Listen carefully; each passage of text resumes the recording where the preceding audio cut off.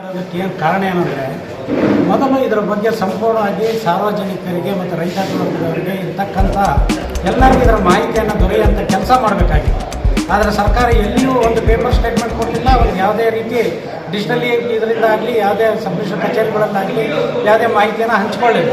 ನೇರವಾಗಿ ಕಟ್ಟಕಡೆಯದಾಗಿ ಚಾಮರಾಜನಗರದಲ್ಲಿ ಒಂದೇ ಸರಿಗೆ ಪೇಪರ್ಲೆಸ್ ಅಂತ ಮಾಡಿದರು. ಈ ಪೇಪರ್ಲೆಸ್ನಲ್ಲಿ ಆಂಧ್ರ, ತೆಲಂಗಾಣ ಮತ್ತು ತಮಿಳುನಾಡು ಮೂರೂ ಕೂಡ ಮಾಡಿದ್ದಾರೆ ಪೇಪರ್ಲೆಸ್. ಎಷ್ಟು ಚೆನ್ನಾಗಿ ಮಾಡಿದ್ದಾರೆ ಅಂದರೆ ನೋಡಬೇಕು ನೀವು, ಒರಿಜಿನಲ್ ಏನಿದೆ ಅದೇ ರೀತಿಯೇ ಇದೆ, ಆದರೆ ಅದನ್ನು ಪೇಪರ್ಲೆಸ್ ಆಗೇ ಮಾಡಿದ್ದಾರೆ. ಅಲ್ಲಿನೂ ಕೂಡ ಭೌತಿಕವಾಗಿ ಸಹಿ ಇದೆ, ಫೋಟೋ ಇದೆ, ಎಲ್ಲ ಡಿಜಿಟಲೀಕರಣನೂ ಮಾಡಿದ್ದಾರೆ. ಯಾಕೆ ಆ ರೀತಿ ಮಾಡಬಾರ್ದು? ಅದನ್ನು ಬಿಟ್ಟು ಕೇವಲ ಯಾವುದೇ ರೀತಿ ದೃಷ್ಟಿ ಇಲ್ಲದ ರೀತಿಯಲ್ಲಿ ಯಾವುದೇ ಒಂದು ಪೇಪರಿಗೆ ಸಹಿ ಇಲ್ಲದೇ ಈ ರೀತಿ ಮಾಡಿದರೆ ಇದು ತಪ್ಪಲ್ವಾ? ಹಾಗಾದ್ರೆ ಈ ಬಿಳೆ ಹಾಳಿನ ನಾವು ಚೇಂಜ್ ಮಾಡ್ಕೊಂಡು ಬೇರೆ ಪೇಪರ್ ಇಟ್ಕೋಬೋದಲ್ವಾ? ಇಟ್ಕೋಬೋದು ತಾನೆ. ಮತ್ತು ಹಾಗಾದರೆ ಮತ್ತು ಸರ್ಕಾರ ಯಾವ ರೀತಿ ಇದನ್ನು ದಸ್ತಾವೇಜನ್ನು ಒರಿಜಿನಲ್ ಅಂತೇಳಿ ಪರಿಗಣಿಸ್ತೈತಿ? ಇಲ್ಲಿ ಯಾವುದೇ ವ್ಯಕ್ತಿ ಸಹಿ ಹಾಕಿದೆ ಹೆಬ್ಬಟ್ಟಿನ ಗುರುತು ಕೊಟ್ಟರೆ ಕೋರ್ಟ್ ಕಚೇರಿಯಲ್ಲಿ ನನ್ನದು ಹೆಬ್ಬಟ್ಟಲ್ಲ, ನನ್ನ ಸಹಿ ಅಲ್ಲ ಅಂತ ವಾದಿಸಿ ಎಷ್ಟೋ ಪ್ರಕರಣಗಳು ನ್ಯಾಯಾಲಯದ ಪ್ರಕರಣದಲ್ಲಿ ಪೆಂಡಿಂಗ್ ಇದೆ. ಇಂಥ ವ್ಯವಸ್ಥೆಯಲ್ಲಿ ಇದ್ದಾಗ ಕರ್ನಾಟಕ ಸರ್ಕಾರ ತಮಿಳುನಾಡಿನಲ್ಲಿ ಏನು ಮಾಡಿದಾರಲ್ಲ ಈ ಥರ ವ್ಯವಸ್ಥಿತವಾಗಿ ನೋಡಿ, DSC ಇದೆ, ಯಾಕೆ ಈ ರೀತಿ ಮಾಡಬಾರ್ದು? ಇದರ ಜೊತೆಯಲ್ಲಿ ಪತ್ರವನ್ನು ಯಾರು ತಯಾರು ಮಾಡಿದ್ದಾರೆ, ಸಾಕ್ಷಿದಾರ ಎಷ್ಟು ಜನ ನೋಡಿ, ಡಾಕ್ಯುಮೆಂಟ್ ಯಾರು ತಪ್ಪಿಸ್ಕೋಬಾರ್ದು. ಯಾರು ಯಾವುದು ನೈಜತೆಯನ್ನು ಇದೆಯೋ ಆ ನೈಜತೆ ಇದ್ದಲ್ಲಿ ಮಾತ್ರ ಈ ರೀತಿ ಕೆಲಸ ಮಾಡಲಿಕ್ಕೆ ಸಾಧ್ಯ ಅನ್ನೋದನ್ನು ಆ ತಮಿಳುನಾಡು ಸರ್ಕಾರ ಏನು ತೋರಿಸಿದೆ, ಅದೇ ಮಾದರಿಯಲ್ಲಿ ನಮ್ಮ ರಾಜ್ಯ ಸರ್ಕಾರ ಕೂಡ ಈ ಪೇಪರ್ಲೆಸ್ನಲ್ಲಿ ನಮ್ಮನ್ನು ಕೂಡ ಒಳಗೊಂಡಂತೆ ಯಾವುದೇ ಇರಲಿ ಸಮಸ್ಯೆ ಏನೇ ಇದ್ರೂ ಪತ್ರ ಬರಹಗಾರರ ಜವಾಬ್ದಾರಿ ಹೊತ್ತು ಮಾಡಬೇಕು ಅನ್ನೋದು ಕರ್ನಾಟಕ ರಾಜ್ಯ ಹೈಕೋರ್ಟಿನಿಂದ ಕೂಡ ನಮಗೆ ಡಿಸಿಷನ್ ಆಗಿ ಡಿಕ್ಲರೇಷನ್ ಕೂಡ ಆಗಿದೆ. ಈ ಒಂದು ಇದರಲ್ಲಿ ಎಷ್ಟೋ ಜನ ಪತ್ರ ಬರಹಗಾರರು ಕೂಡ ಕೆಲವು ನ್ಯಾಯಾಲಯಗಳ ಪ್ರಕರಣದಲ್ಲಿ ಮುಖ್ಯ ಸಾಕ್ಷಿಯಾಗಿ ಆ ಕಾರ್ಯವನ್ನು ನಿರ್ವಹಣೆ ಮಾಡ್ತಾ ಇದ್ದೀವಿ. ಇಷ್ಟೆಲ್ಲ ನಾವಿದ್ದ ಅಧಿಕೃತವಾಗಿ ಲೈಸೆನ್ಸನ್ನು ಪಡೆದಿಲ್ವಾ ತಮ್ಮಿಂದ? ಪ್ರತಿ ವರ್ಷ ನಾವೆಲ್ಲ ಸರ್ಕಾರಕ್ಕೆ ಕಟ್ತಕ್ಕಂಥ ಶುಲ್ಕವನ್ನು ಪಾವತಿ ಮಾಡ್ತಾ ಇಲ್ವಾ? ಹಾಗಾಗಿ ಸರ್ಕಾರದಿಂದ ನಾವು ಯಾವ ರೀತಿ ನಾವು ಧನ ಸಹಾಯನ ಕೇಳಿದ್ದೀವಿ, ನಾವು ಏನನ್ನ ಫೀಸ್ ಕೇಳಿದ್ದೀವಿ ಸರ್ಕಾರದಲ್ಲಿ, ನಮ್ಮ ಭದ್ರತೆಗೆ ಏನಿದೆ? ನಾವು ಜೀವನ ಮಾಡ್ತಾ ಇರೋದು ನೀವು ಕೊಟ್ಟಿರ್ತಕ್ಕಂಥ ಕೇವಲ ಪರವಾನಗಿಯನ್ನು ಪಡೆದಿರ್ತಕ್ಕಂಥ ಲೈಸೆನ್ಸನ್ನು ಪಡೆದು ನಾವು ಕೆಲಸವನ್ನು ಮಾಡ್ತಾ ಇದ್ದೀವಿ.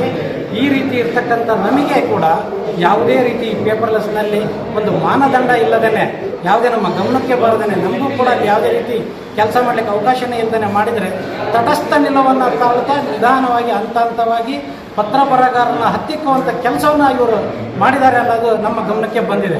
ಹಾಗಾಗಿ ನಾವು ಸರ್ಕಾರ ಮಾಡ್ತಕ್ಕಂಥ ಈ ಪೇಪರ್ಲೆಸ್ನಲ್ಲಿ ನಾವು ಕೇಳೋದಿಷ್ಟೇ, ಸರಿಯಾದ ಮಾರ್ಗದರ್ಶನವನ್ನು ಕೊಟ್ಟು ಪಕ್ಕದ ನೆರೆ ರಾಜ್ಯಗಳಲ್ಲಿ ಯಾವ ರೀತಿ ಎಲ್ಲರನ್ನು ಒಳಗೊಂಡಂತೆ ಪತ್ರ ಬರಹಗಾರನ ಉಳಿಸಿ ಕೆಲಸವನ್ನು ಮಾಡಿದ್ದಾರೆ ಅದೇ ರೀತಿ ಮಾಡಬೇಕು ಅನ್ನೋದು ನಮ್ಮ ಈ ಒಂದು ದೃಶ್ಯ ಮಾಧ್ಯಮದ ಮುಖಾಂತರ ಅವರಿಗೆ ಒಕ್ಕೂರಲನ್ನು ನಾನು ಈ ಮೂಲಕ ಆಗ್ರಹವನ್ನು ಪಡಿಸ್ತಾ ಇದ್ದೀನಿ.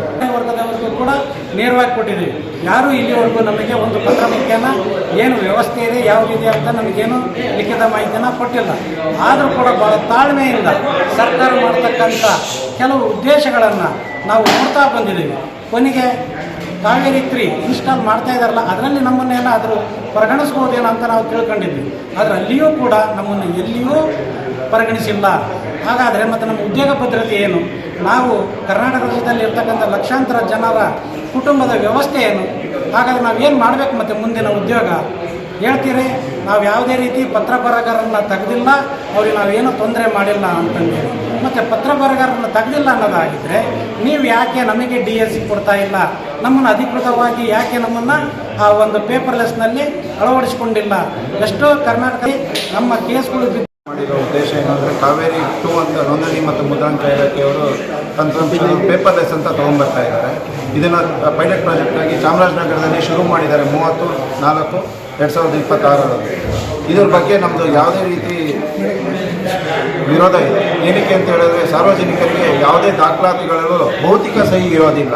ಭೌತಿಕ ಸಹಿ ಮಾಡ್ದಿರಾ ಬರೀ OTP ಒಂದು 3 OTP ಶೇರ್ ಮಾಡಿದ್ರೆ ಯಾವುದೇ ಪಬ್ಲಿಕ್ದು ಪ್ರಾಪರ್ಟೀಸು ಟ್ರಾನ್ಸ್ಫರ್ ಆಗುವಂಥ ಸಾಧ್ಯತೆ ಇರ್ತದೆ. ಇದರಿಂದ ಬೋಗಸ್ ದಾಖಲಾತಿಗಳಾಗಲಿ ಅಥವಾ ಮೋಸ ಮಾಡೋರಿಗೆ ನಾವು ಸರ್ಕಾರವೇ ಆಹ್ವಾನ ಕೊಟ್ಟು ಅವ್ರಿಗೆ ಅನುಕೂಲ ಮಾಡಿಕೊಡ್ತಾ ಇದೆ.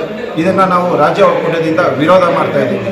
ಮತ್ತು ಈ 30/4/2026 ತಂದಿರೋಂಥ ಉದ್ದೇಶ ಏನು ಅಂತ ನಾವು ಯೋಚನೆ ಮಾಡಿದಾಗ ಕೋರ್ಟು ಕೂಡ 1 ತಿಂಗಳು ರಜೆ ಇರುತ್ತೆ.